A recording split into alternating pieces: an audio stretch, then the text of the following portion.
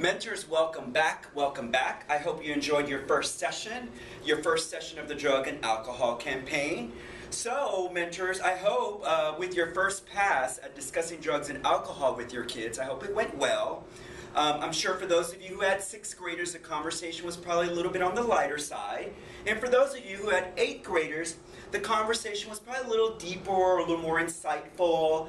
You probably learned a lot from the 8th graders because, again, as they start to get a little bit older in middle school and get ready to transition to high school, they start to notice more, or they start to feel the influence from their peers. They start to becoming more aware of things on television, on the radio, etc. I'm sure the kids also probably spoke more about alcohol than they did about drugs, and that's totally okay, right? Because this is all about drugs and alcohol.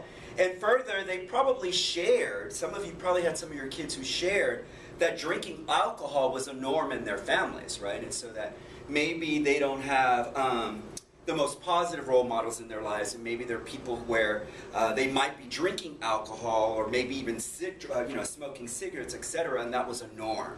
But in either case, I'm sure that you noticed that it's not too premature of a time or subject to start talking with our kids about, right? So again, I don't think it's too premature. It's a subject that we have to shy away from. It's a great time.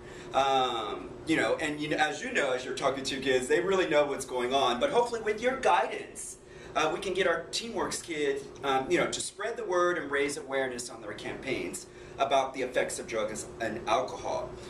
So let's go back a little bit and talk about that development piece. And I know I mentioned this in our first session, but this is a time of their development when adolescents start to adopt their attitudes and habits, which at the end of the day have a serious bearing on decisions that they will make when they're older. Again, so remember, that's why we want to talk about these drugs and alcohol, because they are adopting those attitudes and those beliefs that one day will, affect their decision making when they get older.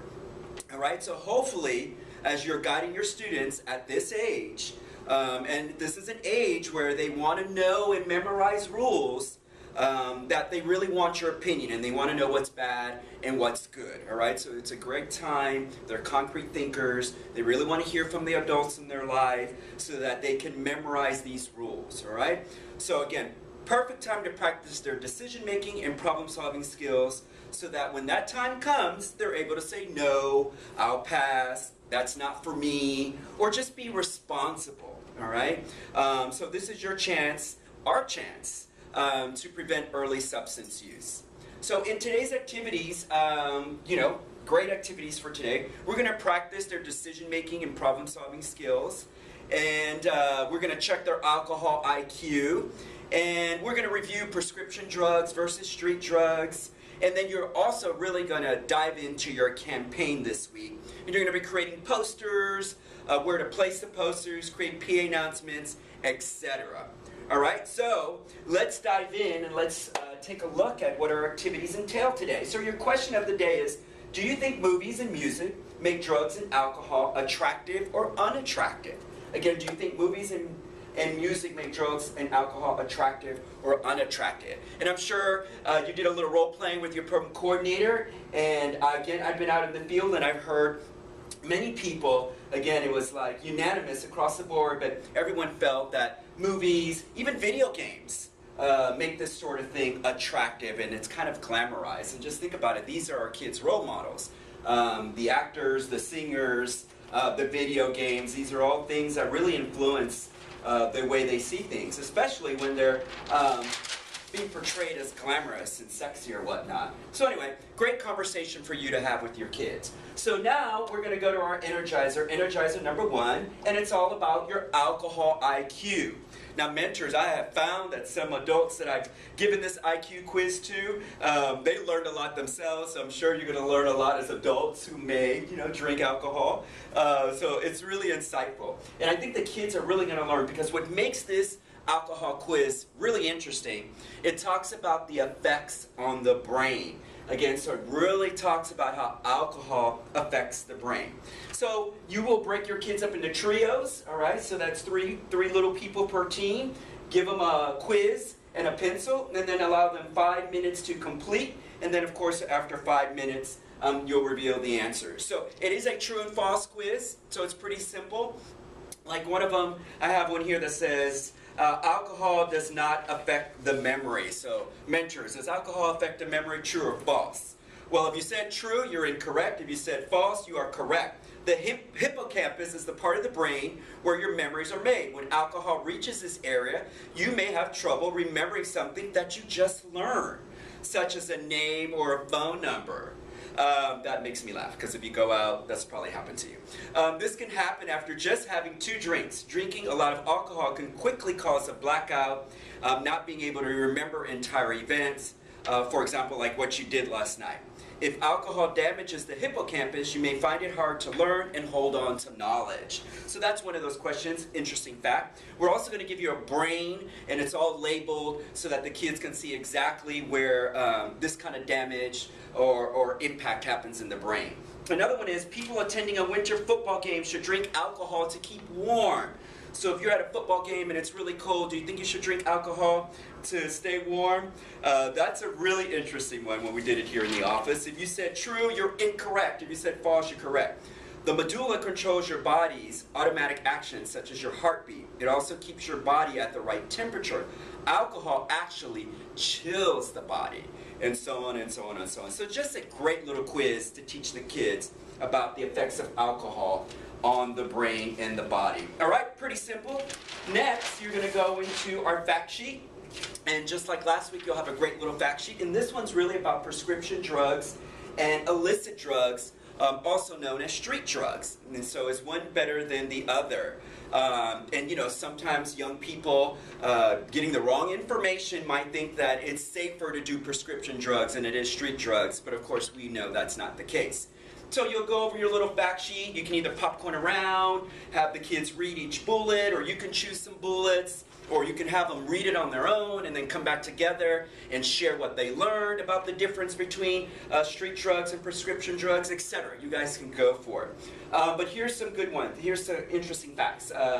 Prescription over-the-counter drugs after marijuana and alcohol are the most commonly abused substances by Americans 14 and older. The most common, Americans 14 and older, after marijuana and alcohol. Pretty interesting. Prescription drugs causes short and long-term effects, and when prescription drugs are combined with alcohol and illicit drugs, the chances of overdose and death increases greatly. So a little something about prescription drugs.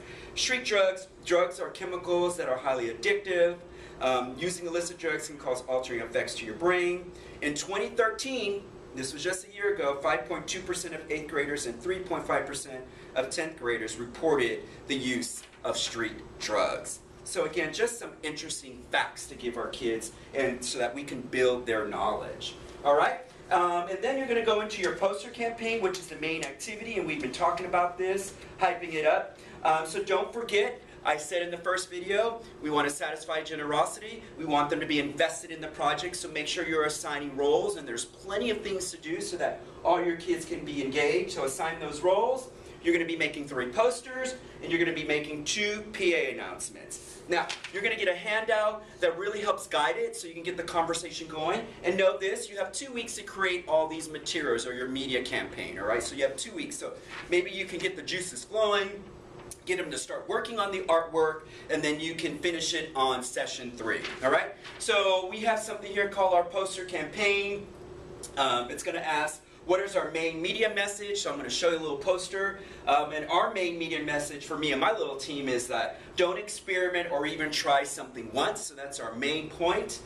Who are we targeting? We decided that we want to target the 8th graders because a lot of the older kids on campus have already started experimenting on campus in the bathrooms in certain places after school. And then our slogan or our tagline is be smart, don't start. Again, be smart, don't start.